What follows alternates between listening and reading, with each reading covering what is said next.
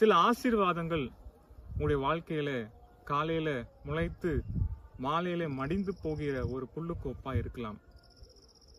நல்ல காரியம் நடக்கிற மாதிரி இருக்கு, ஆனா அது கைகூடி வர மாட்டேங்குது. இதை செஞ்சு முடிச்சிடலான்னு சொல்லி நான் முழு முயற்சியோட நான் இறங்குறேன், கடைசியில தோல்வியில முடிந்து விட்டது. எல்லாமே எனக்கு தோல்வியா இருக்குது சொல்லி நீங்க நினைத்து கொண்டு இருக்கலாம். ஆனால் ஆண்டவராகிய இயேசு கிறிஸ்து சொல்லுகிறார், உன் சூரியன் இனி அஸ்தமிப்பதும் இல்லை, உன் சந்திரன் மறைவதும் இல்லை. கர்த்தரே உனக்கு நித்திய வெளிச்சமாய் இருப்பார். உன் துக்க நாட்கள் முடிந்து போகும். ஆண்டவர் கொடுக்கிற ஆசீர்வாதம் நித்திய ஆசீர்வாதம். உங்களுடைய வாழ்க்கையில இப்பொழுது இருக்கிற தற்செயலாய் வருகிற ஆசீர்வாதங்கள் தற்செயலாய் மறைந்து விடும். ஆனால் ஆண்டவர் கொடுக்கிற ஆசீர்வாதம் அது முடிவு பரியந்தும் நிலைத்திருக்கும் என்று வேதம் சொல்கிறது.